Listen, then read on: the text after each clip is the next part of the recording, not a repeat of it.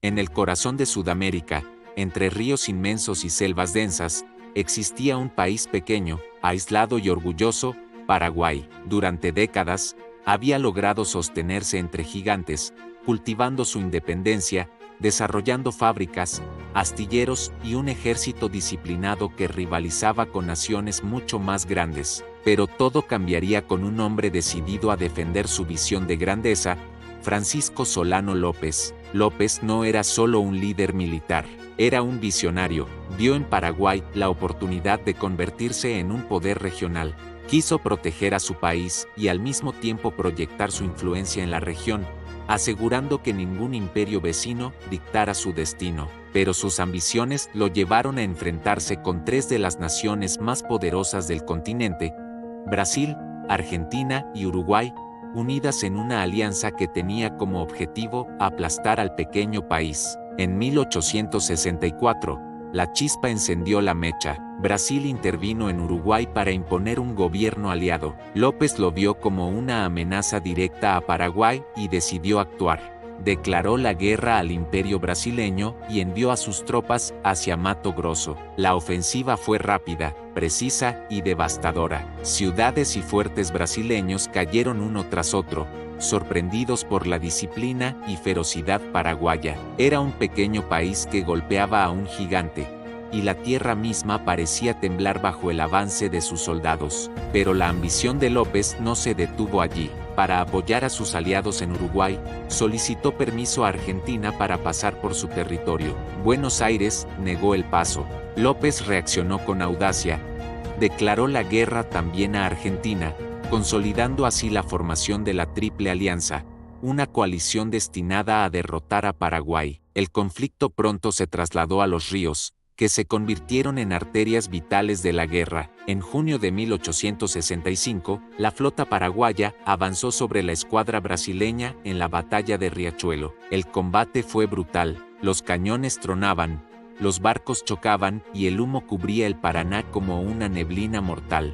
Los paraguayos luchaban con valor, pero los blindados brasileños y la artillería superior decidieron el resultado. Paraguay perdió el control de los ríos, un golpe estratégico que marcaría el destino de la nación. Aún así, López no se rindió. Sus tropas marcharon hacia Corrientes y Misiones, pero fueron interceptadas en Yatay y luego en Uruguayana, donde miles fueron capturados o muertos. La ofensiva había terminado, comenzaba la resistencia. En mayo de 1866, los paraguayos atacaron en Estero Bellaco, un terreno pantanoso donde cada paso podía significar la muerte. Allí combatieron con bayonetas y machetes, hundiéndose en el barro, enfrentando a un enemigo más numeroso y mejor armado. Aunque lograron infligir bajas, debieron retirarse ante la fuerza combinada de la Triple Alianza. Semanas después, llegaría la batalla de Tuyutí, la más grande y sangrienta de toda la guerra. Más de 60.0 hombres se enfrentaron en la llanura. Los paraguayos, unos 25.0, cargaron con una ferocidad indescriptible. Caballos, lanceros y fusileros avanzaban como un solo cuerpo vivo, mientras los cañones rugían y el aire se llenaba de humo y pólvora. Durante horas, la batalla fue un infierno. Más de 10.0 paraguayos murieron en un solo día. La nación se enfrentaba a la tragedia más profunda de su historia, pero el coraje no desapareció. En septiembre de 1866, en Curupaytí, López organizó una defensa magistral. Sus cañones y trincheras estaban estratégicamente ocultos. Cuando los aliados atacaron confiados, fueron recibidos por un fuego devastador. Más de 5.0 hombres enemigos cayeron en cuestión de horas. Fue una victoria heroica, un recordatorio de que, aunque pequeños, los paraguayos podían resistir incluso a la coalición más poderosa. La guerra continuó hacia Humaitá, la fortaleza más imponente de Paraguay. Allí, miles de soldados resistieron meses de bombardeos continuos, hambre y enfermedades. Se cuenta que hervían cuero y raíces para sobrevivir. Durante más de un año, Humaitá resistió, hasta caer finalmente por aislamiento y falta de provisiones, pero no por rendición. Los sobrevivientes marcharon cantando himnos patrios, manteniendo vivo el espíritu del país.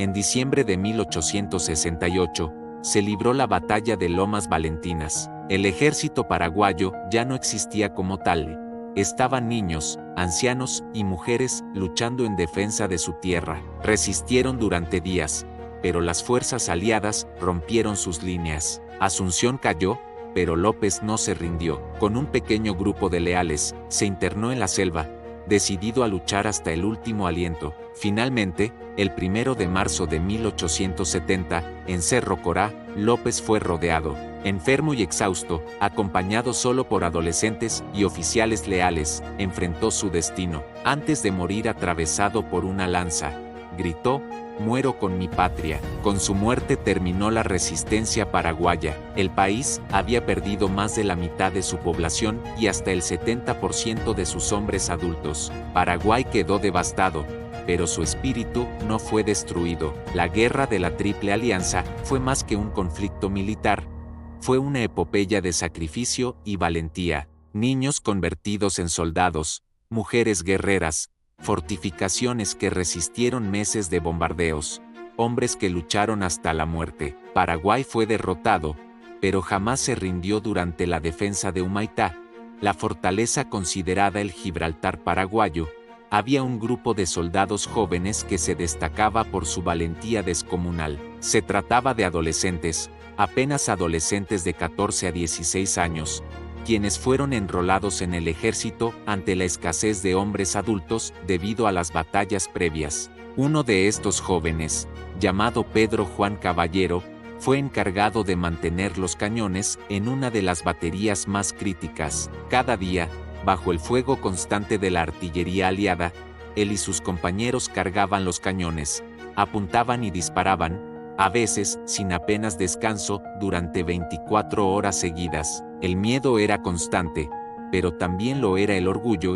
Sabían que cada disparo podía retrasar el avance enemigo y salvar vidas. Se cuenta que en una noche particularmente violenta, con los bombardeos cayendo sobre la fortaleza, un grupo de oficiales brasileños intentó infiltrarse para destruir las defensas. Pedro Juan, armado solo con un fusil y acompañado de otros 3 adolescentes, logró repeler el ataque. La valentía de estos jóvenes fue reconocida por los mismos comandantes paraguayos. Decían que ningún soldado adulto habría resistido con tanto coraje y temple en esas condiciones. Sin embargo, la anécdota tiene su lado trágico.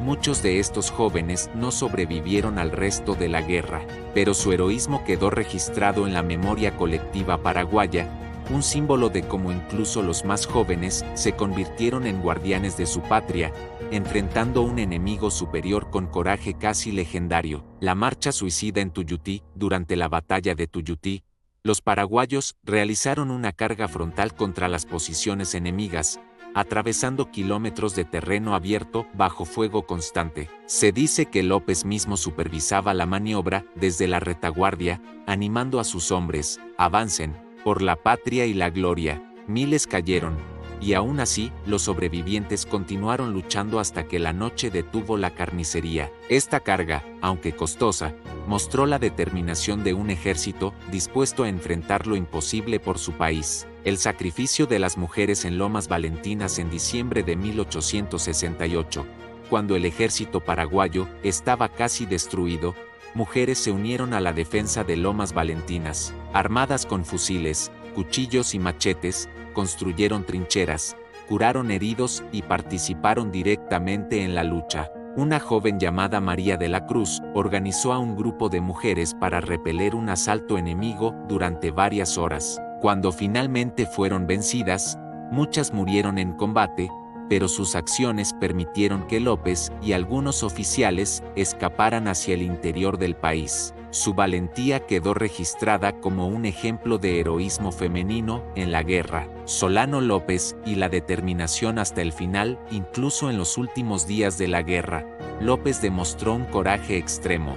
Durante la retirada hacia el interior, con su ejército reducido a unos pocos cientos de hombres, él no dejó de planear ataques, reorganizar tropas y animar a los sobrevivientes. En Cerro Corá, cuando fue cercado y la derrota era inevitable, se negó a rendirse. Incluso enfermo y agotado, se enfrentó al enemigo y murió luchando. Su frase final, "Muero con mi patria", encapsula el espíritu de un hombre que nunca aceptó la derrota, aun cuando todo estaba perdido. Estas historias muestran cómo la guerra de la Triple Alianza no solo fue un conflicto militar, sino un cataclismo humano lleno de heroísmo, sacrificio y tragedia, donde niños, mujeres y soldados se enfrentaron a lo imposible.